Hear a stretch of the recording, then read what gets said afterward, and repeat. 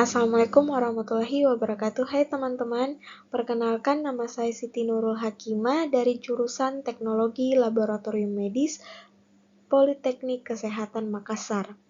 Di sini saya akan menjelaskan tentang trematoda.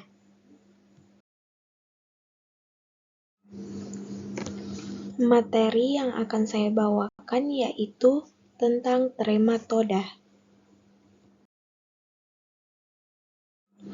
Topik yang akan saya bahas dari trematoda yaitu ada Fasciola hematica, Fasciolopsis buski, Paragonimus westermani, Cytostoma japanicum, Cyclostoma mansoni, dan Cytostoma hematobium.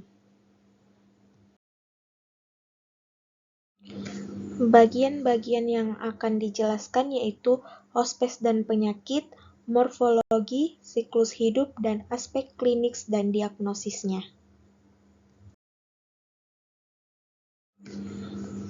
Terlebih dahulu kita harus mengetahui apa itu trematoda.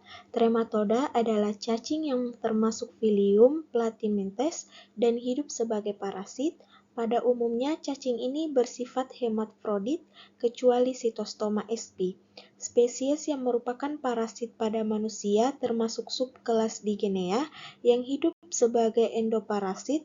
Berbagai macam hewan dapat berperan sebagai hospes definitif cacing trematoda, antara lain kucing, anjing, kambing, sapi, babi, tikus, burung, musang, harimau, dan manusia.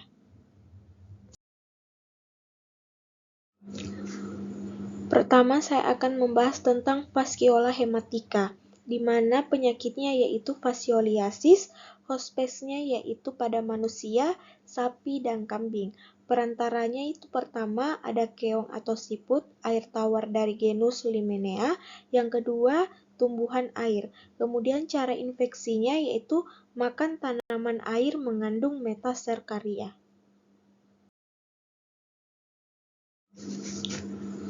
Bisa kita perhatikan morfologinya, yaitu pada cacing dewasa, ukuran panjang tubuhnya antara 20 dan 30 mm dan lebar badan antara 8 dan 13 mm.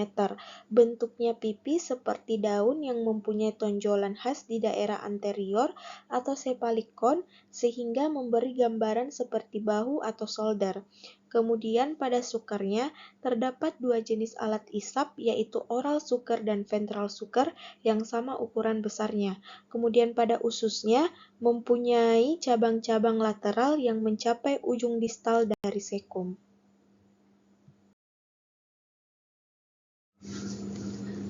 Kemudian pada alat reproduksinya, ovarium dan testis cacing ini bercabang sedangkan uterusnya melingkar. Kemudian pada vitellarianya adanya percabangan yang intensif dan tersebar luas ke seluruh jaringan parenkim cacing. Nah, kita juga bisa lihat telurnya, yaitu di mana bentuknya ovoid atau bulat lonjong, berwarna coklat kekuningan, mempunyai operkulum di salah satu ujungnya, ukuran panjang telur antara 130 sampai 150 mikron dan lebar 63 sampai 90 mikron. Waktu telur keluar dari tubuh hospes definitif, telur belum membrio dan tidak infektif. Adapun siklus hidupnya yaitu telur cacing keluar beserta tinja penderita dan masuk ke dalam air. Dalam waktu 9 sampai 15 hari terjadi pertumbuhan mirasidium. Setelah menetas, mirasidium dapat berenang mencari siput yang menjadi hospes perantara pertama. Di dalam tubuh siput mirasidium tumbuh menjadi spor kista, redia, dan selanjutnya berkembang menjadi serkaria. Serkaria akan keluar dari tubuh siput dan berenang untuk mencari tumbuhan air atau rumput dan berubah menjadi kista metasakaria yang infektif. Kemudian, jika manusia termakan stadium infektif atau kista metaserkaria yang terdapat pada tumbuhan air, di dalam duodeneum metasakaria akan lepas dari jaringan tanaman ale, melakukan migrasi melalui aliran darah, dan sebagian besar mencapai saluran dan kandung empedu, kemudian tumbuh menjadi cacing dewasa. Adapun aspek klinisnya, yaitu cacing dewasa dapat menyebabkan peradangan pada saluran empedu, menimbulkan atrofi pada parenkim hati, dan kemudian dapat terjadi sirosis periportal. Cacing muda mengadakan migrasi ke hati yang dapat menimbulkan lesi ektopik di dinding usus, jantung, bola mata, paru, dan jaringan di bawah kulit. Kemudian, selama fase migrasi atau fase akut, dapat tidak bergejala atau menimbulkan gejala seperti demam, nyeri pada bagian atas abdomen, eosinofilia, gejala yang timbul bergantung pada organ tempat migrasi larva. Pada bagian diagnosis, terjadi infeksi vaskiola hematika harus dilakukan pemeriksaan tinja dan empedu penderita untuk menemukan telur cacing yang khas bentuknya. Pemeriksaan serologi misalnya uji fiksasi komplement atau tes intradermal dapat dilakukan untuk membantu menegakkan diagnosis fascioliasis hepatica. Yang kedua yaitu Fasciola busci, cacing trematoda yang terbesar ukurannya sehingga sering disebut sebagai cacing trematoda usus raksasa, dan penyakitnya yaitu fasciolopsiasis, hospesnya itu pada manusia, anjing, dan babi, perantara yaitu keong air, segmentina atau Geraurus atau Hipetus, dan tumbuhan air, water cernus dan water lily, dan lain-lainnya. Cara menginfeksinya yaitu makan tumbuhan air mengandung metacarcaria. Pada morfologinya, cacing dewasa bentuk seperti daun dengan ukuran panjang badan antara 20-70 mm dan lebar badan antara 8 dan 20 mm. Acetabulum, ukuran organ ini lebih besar daripada ukuran oral sucker, dan pada bagian kepala tidak mempunyai kerucut kepala atau cephalic cone, dan pada usus dan alat pencernaan terdapat prefaring pendek, faring yang berbentuk bola, dan esofagus yang pendek diikuti oleh sepasang sekum yang tidak bercabang. Kemudian pada alat reproduksinya terdapat 2 buah testis yang bercabang dan tersusun di separuh badan bagian posterior. Kemudian pada ovariumnya tidak bercabang, terletak di pertengahan tubuh. Kami bisa lihat di sini ada gambar morfologi cacing dewasa dan telurnya.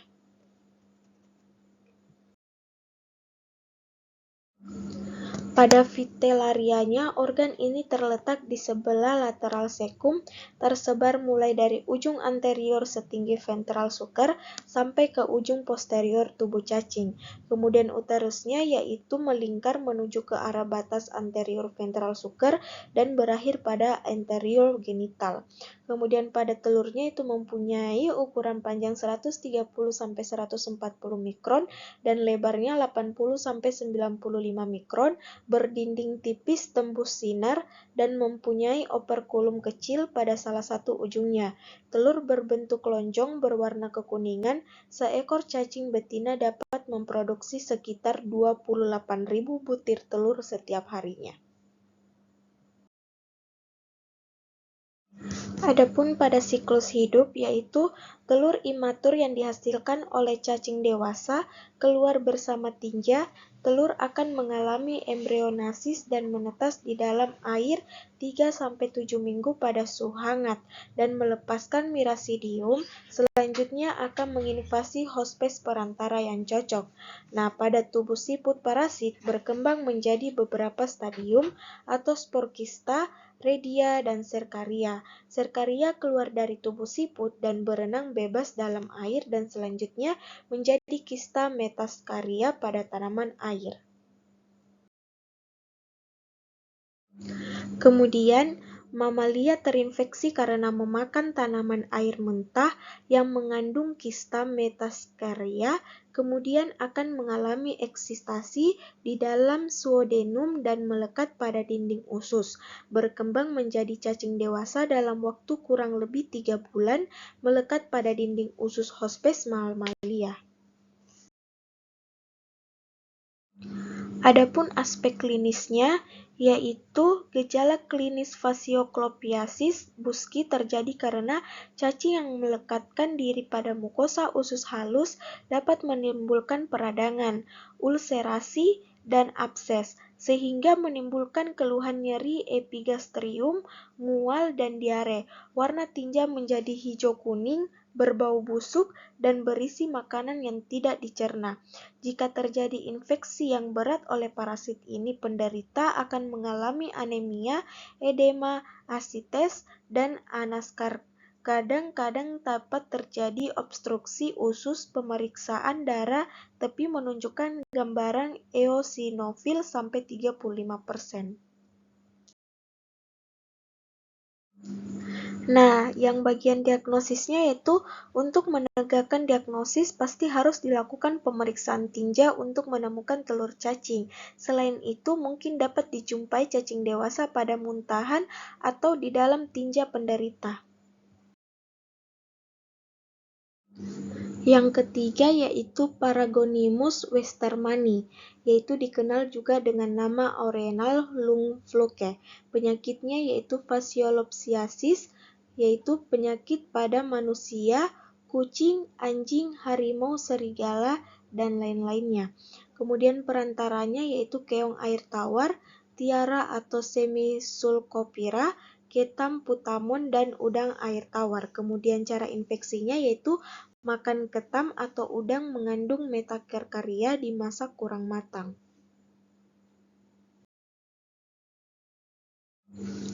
Pada morfologinya, cacing dewasa itu berbentuk lonjong atau ovoidal berwarna coklat kemerahan dengan panjang badan sekitar 16 mm kali 8 mm dan ketebalan 5 mm. Pada waktu hidup, cacing paru berbentuk seperti sendok, sedangkan jika telah mati bentuknya menjadi bulat lonjong mirip biji kopi. Kutikula cacing ini memiliki kutikula berspina yang merupakan ciri khas morfologinya. Kemudian pada sukernya, cacing paru mempunyai dua jenis alat isap yaitu oral sucker dan ventral sucker yang sama besar. Vitellaria, kelenjar vitelin ini mempunyai banyak cabang memenuhi seluruh bagian tepi pada badan parasit. Seperti kita bisa lihat morfologi gambarnya yaitu pada cacing dewasa dan telurnya. Kemudian pada alat reproduksi, terdapat dua buah testis berlobus yang tidak teratur bentuknya yang terletak berdampingan pada sepertiga tubuh bagian posterior. Ovarium terletak di bagian anterior dari testis dan berada di bagian posterior dari ventral sucker. Ovarium juga mempunyai lobus-lobus. Kemudian pada telurnya, Paragonimus berwarna kuning kecoklatan berbentuk lonjong dengan ukuran sekitar 95 kali 55 mikron. Telur cacing ini mempunyai operkulum datar yang menebal tepinya. Ketika baru keluar dari tubuh induknya, telur belum berisi mirasidium. Pada siklus hidup, telur yang belum berisi embrio diekskresikan dalam dahak atau mungkin tertelan sehingga juga ditemukan di feses. Dalam alam bebas, telur menjadi matang dan berisi embrio, kemudian menetas di air. Mirasidia mencari hospes perantara pertama yaitu siput dan menembus jaringan lunak tubuhnya.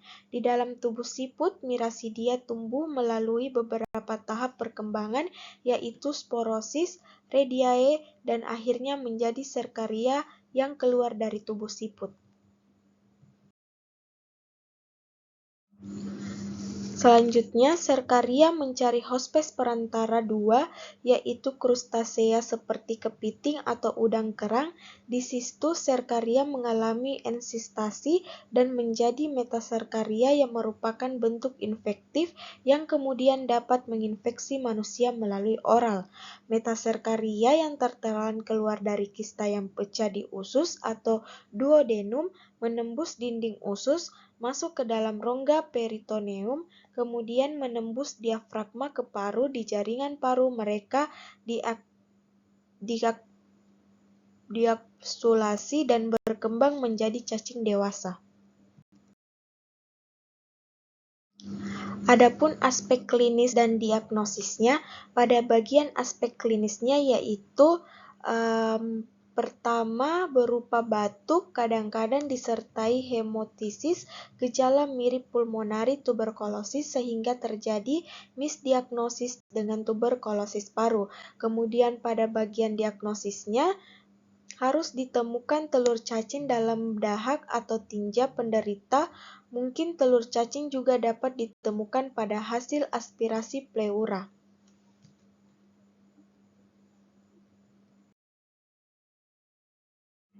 Kemudian Schistosoma sp.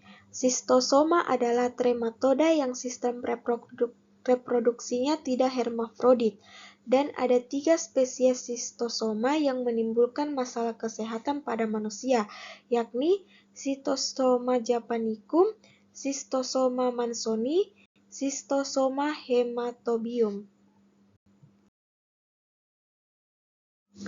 Yang pertama yaitu Schistosoma japonicum. Penyebaran di timur jauh atau Cina, Filipina, dan Indonesia di Sulawesi Tengah, tepatnya di Danau Lindu dan Lembah Napu. Kemudian penyakitnya yaitu Schistosomiasis japonicum atau Oriental Schistosomiasis. Hospesnya yaitu manusia, kucing, dan anjing. Perantaranya yaitu keong onsomelania. Cara infeksinya yaitu penetrasi kulit oleh Cercaria. Nah, pada morfologinya, cacing dewasa ditemukan dalam vena porta dan vena mesenterica superior dengan sistem ekskresi berupa sek api atau flamel beserta dengan saluran-salurannya. Kemudian pada jantan, tubuhnya lebih besar daripada betina, bentuknya seperti daun terlipat, bagian kaudal dari ventral sucker membentuk celah atau canalis geniosoparus, testis bentuk bulat jumlah 6-8 buah, kutikula halus tidak ada tonjolan-tonjolan, dan pada betinanya tubuhnya langsing panjang 1,9 cm, ovalirium tengah tubuh, uterius berisi telur. Kita bisa sama-sama melihat gambar yaitu pada telur dan pada cacing dewasa.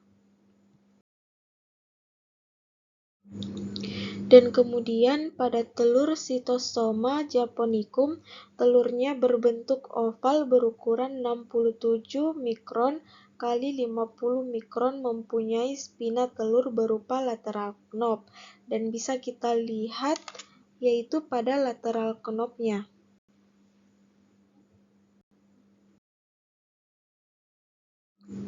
Kemudian Schistosoma mansoni, biasa disebut juga Schistosoma americanus karena banyak ditemukan di Afrika dan Amerika Selatan. Kemudian penyakitnya yaitu Schistosomiasis mansoni atau Schistosomiasis usus. Hospesnya itu pada manusia dan kera. Perantaranya yaitu keong air tawar, Biopalaria sp. Kemudian cara menginfeksinya yaitu penetrasi kulit oleh Cercaria.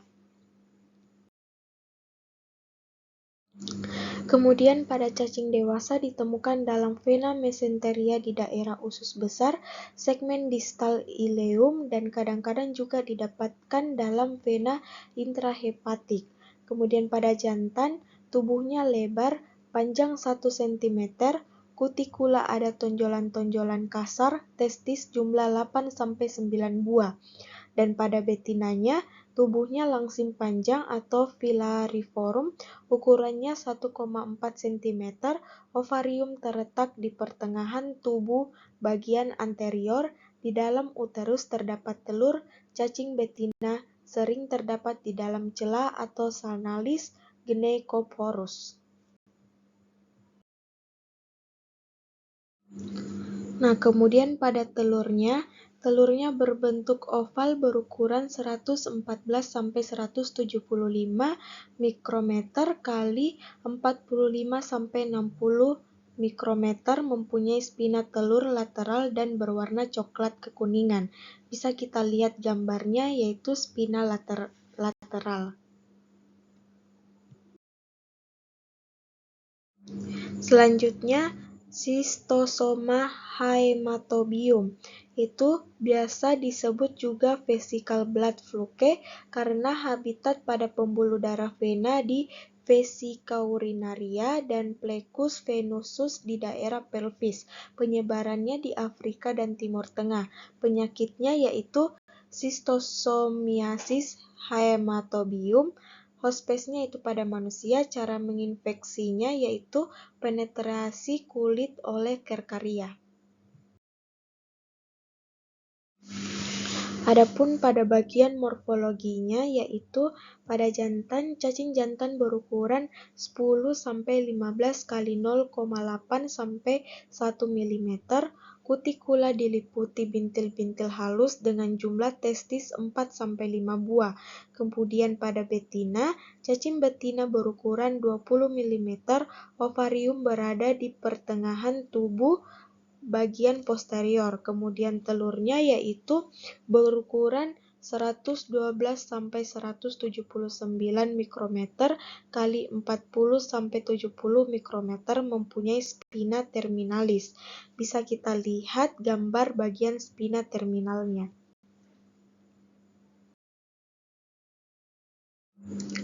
Siklus hidup pada Schistosoma sp yaitu telur sitosoma keluar dari tubuh hospes definitiva bersama tinja atau urin. Telur harus masuk ke dalam air agar dapat menetas menjadi larva Miracidium.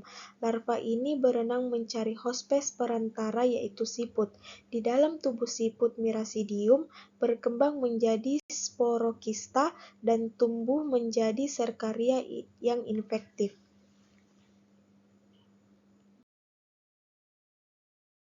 Selanjutnya, menginfeksi pada hospes melalui penetrasi kulit. Serkaria melepaskan bagian ekor yang bercabang dan dengan bantuan enzim proteolitik lalu masuk dalam sirkulasi yang selanjutnya menjadi skitosomula. Kemudian parasit masuk kapiler dan sistem limfatik, migrasi melalui beberapa jaringan atau paru-paru, jantung, kiri, dan hati dan menuju sirkulasi vena menjadi dewasa dan berpasangan. Selanjutnya, cacing dewasa habitatnya pada vena mesenterica pada berbagai tempat yang spesifik pada tiap-tiap spesies. Pada Schistosoma japonicum lebih sering ditemukan pada vena porta dan sistem perivesikal. Telur migrasi secara progresif ke arah lumen usus, selanjutnya keluar bersama tinja atau urin. Adapun aspek klinis, yaitu ada 3 tahap klinis pada psikotosomiasis, yaitu pada masa inkubasi biologis, tahap stadium akut, dan tahap stadium kronis. Dan pada masa inkubasi biologis, waktu antara saat masuknya serkaria menembus kulit sampai saat terjadinya cacing dewasa, terjadi kelainan kulit dan gatal-gatal disertai keradangan akut pada hati. Kemudian pada tahap stadium akut, pada tahap ini terjadi akibat terbentuknya telur cacing, terjadi kerusakan jaringan dan perdarahan, pembentukan pseudoabses, pseudotuberkel, dan pembentukan jaringan ikat. Kemudian pada tahap stadium kronik, terjadi proses-proses penyembuhan jaringan dan pembentukan jaringan fibrosis disertai pengecilan hati akibat telah terjadinya sirosis. Terjadi pembesaran limpa, asites, dan ikterus. Dapat juga terjadi hipertensi portal. Selanjutnya, diagnosis. Diagnosis pasti skitosomiasis ditentukan jika ditemukan telur sitosoma yang spesifik bentuknya bagi masing-masing spesies pada tinja atau urin penderita. Pada hasil biopsi kandung kemih atau biopsi rektum, telur sitosoma hematobium dapat ditemukan di dalam urin penderita atau pada hasil biopsi kandung kemih, sedangkan telur sitosoma japonicum dan telur sitosoma mansoni dapat ditemukan di dalam tinja atau pada hasil biopsi rektum. Bisa kita lihat pada tabel berikut, yaitu perbedaan sitosoma sp, yaitu perbedaannya pada ukuran cacing pada sitosoma hematobium, yaitu jantannya 10-15 mm, betinanya 20 mm. Kemudian pada sitosoma japonicumnya itu jantannya 12-20 mm, betina 26 mm, dan pada sitosoma mansoni yaitu jantannya 6,4-12 mm, betina 7,2-17 mm. Kemudian pada tuberkel kulitnya pada sitosoma hematobium yaitu halus, kemudian pada sitosoma japonicum itu halus, dan pada sitosoma mansoni yaitu kasar. Kemudian pada testisnya sitosoma hematobium yaitu 4-5 buah, kemudian pada sitosoma japonicum yaitu 6-8 buah, kemudian pada sitosoma mansoni yaitu 8-9 buah. Kemudian pada ovariumnya sitosoma hematobium yaitu di pertengahan tubuh bagian posterior, kemudian pada sitosoma japonicum itu di pertengahan tubuh, dan kemudian pada sitosoma mansoni yaitu di pertengahan tubuh bagian anterior. Kemudian spina telur pada sitosoma hematobium yaitu terminal. Kemudian sitosoma japonicum yaitu berupa lateral knob, dan pada sitosoma mansoni yaitu pada lateral. Itulah penjelasan tentang trematoda yang terkait tentang Fasciola hepatica, Fasciolopsis buski, Paragonimus westermani, Sitosoma japonicum, Sitosoma mansoni, dan Sitosoma hematobium. Sekian dan terima kasih. Wassalamualaikum warahmatullahi wabarakatuh.